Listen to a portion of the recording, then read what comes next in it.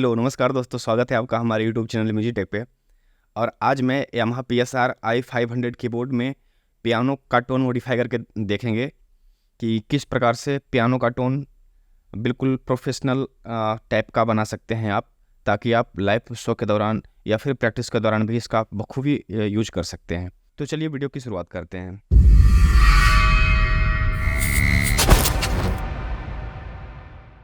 सबसे पहले आपको 41 नंबर वॉइस में जाके 41 नंबर का आपको पियानो सेलेक्ट कर लेना है, जो कि ग्रैंड पियानो है। आप देखिए वॉइस में जाइए और 41 में ग्रैंड पियानो आपको मिलेगा, ठीक है। नहीं मिलेगा तो आप स्क्रॉल करके 41 पे आ जाइए, ग्रैंड पियानो पे। उसके बाद फंक्शन में जाना है और आपको पैरामीटर सेट करने हैं। क्या क्या पैरामीटर सेट करने हैं वो चलिए, जो मैं टोन मॉडिफाई किया हूँ उसको आपको दिखाता हूँ, ठीक है। तो मैं इसके फंक्शन में गया और सबसे पहले आपको चले जाना है एम वॉल्यूम पे। यहाँ से आपकी शुरुआत होगी, ठीक है। इसके वॉल्यूम को फुल रखना है क्योंकि ऐसे ही इसका आवाज़ थोड़ा सा सप्रेस्ड है, ठीक है, दबा हुआ है। तो आप इसके वॉल्यूम को फुल कर लेंगे। ऑक्टेव को 0 रखेंगे। बिल्कुल ग्रैंड पियानो का मतलब तो होता है कि आपको 2-3 ऑक्टेव होना चाहिए, लेकिन अभी आप 0 रखिए। आप उसके बाद आप इसको कर लीजिएगा, ठीक है। देखिए काफ़ी रिच साउंड आएगा, आप ऐसा ही करना है, ठीक है। ऑक्टेव को 0 पे रखिए और पेन को सेंटर पे रखना है, सी पे, इसको छेड़छाड़ नहीं करना है। रिवर्ब को 45 कर देना है थोड़ा सा बढ़ा के, और कोरस को 0 रखना है, ठीक है। उसके बाद अटैक को 64 रखिए, एम अटैक को 64 रखना है, यानी इसमें छेड़छाड़ नहीं करना है। एम रिलीज को 95 थोड़ा सा बढ़ाना है। देखिए रिलीज को हम क्यों बढ़ाते हैं, पियानो में एक सस्टेन की ज़रूरत होती है, जिसके लिए कि सस्टेन पेडल भी बाहर से लोग पिन लगाते हैं और सस्टेन पेडल इनपुट करते हैं उसमें। तो सस्टेन पेडल खास करके स्ट्रिंग इंस्ट्रूमेंट के लिए होता है, जैसे कि सितार हो गया, पियानो हो गया, या फिर क्या बोलते हैं, संतूर, इस टाइप का कुछ भी है। जितना भी ऐसा इंस्ट्रूमेंट इंडिया में बहुत सारा है, तो उन सारे प्लक हो गया, तो उन सारे इंस्ट्रूमेंट में एक सस्टेन देने के लिए, यानी की को दबा के हाथ उठाने के बाद भी जो आवाज़ आता रहता है उसको सस्टेन बोलते हैं। तो इसको मैं थोड़ा सा बढ़ा के 95 किया, ताकि इसमें सस्टेन पेडल की ज़रूरत हो ही नहीं, ठीक है। उसके बाद कट ऑफ को 70 करना है। कट ऑफ को बढ़ाया जाता है इसके थोड़ा सा पतलापन के लिए, हायर फ्रिक्वेंसी को बूस्ट करने के लिए थोड़ा सा पतला आवाज़ होता है, और रिजोनेंस को भी इसीलिए बढ़ाया जाता है। तो रिजोनेंस को मैं 75 किया हूँ और कट ऑफ को 70 किया हूँ, ठीक है। उसके बाद ये हो गया हमारा मेन वॉल्यूम पे जो इफेक्ट लगाने वाले थे, एडिट करने वाले थे, उसका काम खत्म हो गया। अब आ जाना है आपको डुअल वॉइस पे। यहाँ पे देखिए डी वॉइस लिखा आएगा, और उसके बाद अपने आप आ गया है कुछ जो भी टोन आया है। अब आप इसको प्लस माइनस या स्क्रॉल से करके आपको डुअल वॉइस चुनना है ऑक्ट पियानो, ठीक है। और ऑक्ट पियानो चुनना है 42 नंबर में है, ठीक है।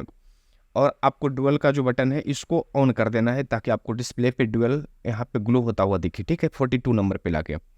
उसके बाद मैं कर्सर से आगे बढ़ता हूँ। डी वॉल्यूम को 80 करना है, डी ऑक्टेव को 0 ही रखना है, डी पेन को सेंटर पे रखना है, ठीक है। उसके बाद डी रिवर्ब में हम ज़्यादा बढ़ाए हैं पहले के मुकाबले। डी रिवर्ब हम 100 रखे हैं। डी कोरस में छेड़छाड़ नहीं किए हैं, कोरस 0 रखते हैं, ठीक है। D coarse.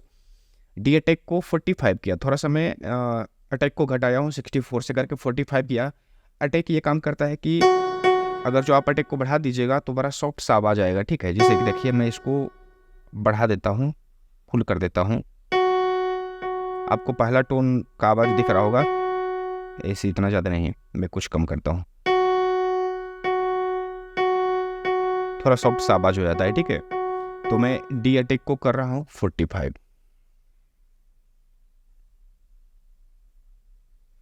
ये बिल्कुल दबाते के साथ उसका आवाज़ सबसे पिक पे पहुंच जाता है। लेकिन अगर जो हम अटैक को बहुत ज़्यादा बढ़ा देते हैं तो इसका मतलब कि हम दबा के रखे हैं, थोड़ी देर के बाद इसका आवाज़ धीरे बढ़ते बढ़ते और पिक पे जाके पहुंचता है, ठीक है, कुछ मिली सेकेंड के बाद। तो आप अटैक को यहाँ थोड़ा सा कम कर दीजिए। रिलीज़ को मैं 80 पे रखा हूँ, डी रिलीज को 80 पे रखा हूँ, वही काम करता है। रिलीज के बारे में आपको बता दिया। कट ऑफ को भी 80 रखता हूँ पतलापन के लिए। रेजोनेंस को मैं 70 किया हूँ। ये हमारा हो गया डी वॉल्यूम, डी वॉइस पे जो हम इफेक्ट लगाना चाहते थे वो लगा लिए। अब मैं इसमें कोई स्प्लिट नहीं किया हूँ, चूँकि मैं एक ओम बटन का यूज करने वाला हूँ कोड के लिए, तो मैं इसमें स्प्लिट नहीं कर रहा हूँ, स्प्लिट की ज़रूरत मुझे नहीं है, ठीक है। और मैं स्प्लिट वाले सारे फंक्शन को, सारे पैरामीटर्स को मैं स्किप करते हुए रिवर्ब पे पहुँच गया, ठीक है।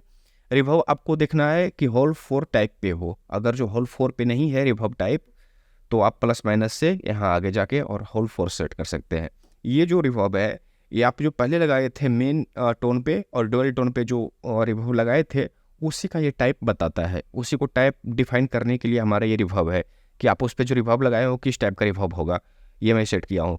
और उसका मात्रा सेट करने का हमने कितना एम्पलीट्यूड रखना चाहते हैं उस रिवर्ब का वो वहाँ पे हम सेट कर चुके हैं, ठीक है। डी कोरस डी रिवर्ब और डी कोरस में उसका हम अमाउंट सेट कर चुके हैं और यहाँ पे उसका टाइप सेट किए हैं, ठीक है। उसी प्रकार से उसी प्रकार से आगे जाना है कर्सर से और कोरस मिलेगा। तो कोरस तो इसमें मैं यूज ही नहीं किया, दोनों में कोरस 0 0 रखा हूँ, तो इसलिए कोरस किसी पे भी हो उससे कोई अंतर नहीं पड़ता है, ठीक है। कोरस मैं इसमें दिया ही नहीं हूँ, उसका अमाउंट 0 रखा हूँ। अब मास्टर इक्यू मेन चीज़ है इसमें। मास्टर इक्यू को आपको पियानो पे सेट रखना है। आप देखिएगा प्लस माइनस करके, जिसमें मैं कि इंडिया 2 का बहुत ज़्यादा यूज कर रहा था अपने टोन मॉडिफिकेशन में और ब्राइट का यूज कर रहा था, ठीक है, कैथेड्रल का यूज किया। लेकिन अभी आपको यूज करना है पियानो टाइप का इक्वलाइजर। कहने का मतलब ये एक अलग टाइप से इसके फ्रीक्वेंसी को बूस्ट करता है। लोअर और अपर क्या करता है वो बात की बात है, वो टेक्निकल इतना ज़्यादा नहीं जाना है। लेकिन आपको इक्यू को मास्टर इक्यू को पियानो पे सेट रखिए, ये काफ़ी अच्छा सेट आवाज़ देगा क्योंकि वो ये जो इक्यू बनाया गया है पर्टिकुलर पियानो के लिए बनाया गया है, ठीक है।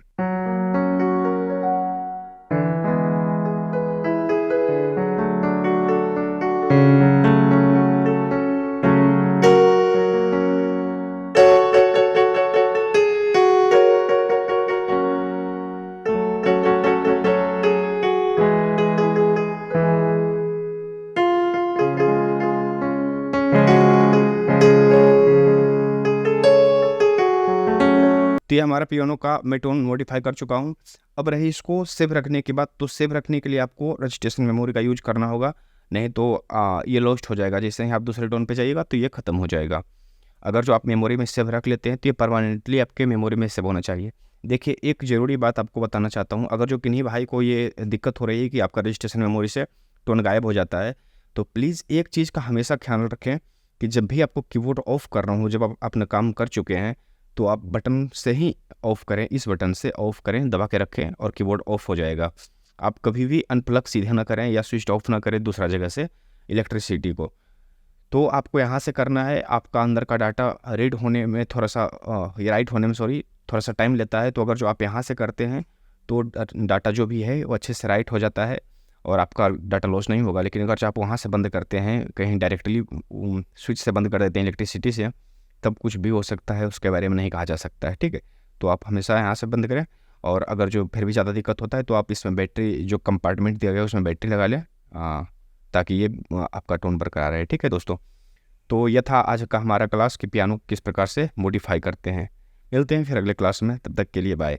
हाँ, एक इम्पॉर्टेंट चीज़ कि अगर जो आप हमारे चैनल पे नए हैं और चैनल को सब्सक्राइब नहीं किए हैं तो प्लीज़ सब्सक्राइब कर लीजिए, क्योंकि आपके पास ऐसे ज्ञानवर्धक वीडियो आते रहेंगे नोटिफिकेशन के माध्यम से और सोनू कुमार सैलिस आपका हेल्प करता रहेगा। धन्यवाद दोस्तों, मिलते हैं फिर अगले वीडियो में।